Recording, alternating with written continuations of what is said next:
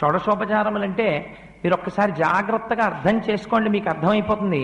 మొట్టమొదటిది ధ్యానం, రెండవది ఆవాహనం, మూడవది ఆసనం, నాలుగవది పాద్యం, ఐదవది అర్ఘ్యం, ఆరవది స్నానం, ఏడవది వస్త్రం, 8 యజ్ఞోపవీతం, 9 గంధం, 10 పుష్పం, 11 ధూపం, 12 దీపం, 13 నైవేద్యం, 14 తాంబూలం, 15 నీరాజనం, 16 మంత్రపుష్పం. మీరు ఒకటి పూజ దగ్గర మొదలెట్టినప్పుడు బాగా జ్ఞాపకం పెట్టుకోండి.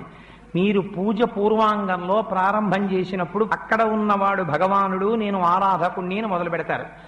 16వ కళ దగ్గరికి వచ్చేటప్పటికి చంద్రుడు పూర్ణత్వాన్ని పొందుతాడు, పౌర్ణమి చంద్రుడైపోతాడు, పూర్ణమైపోతాడు. గుండ్రటి సున్నా, పూర్ణమద పూర్ణమిదం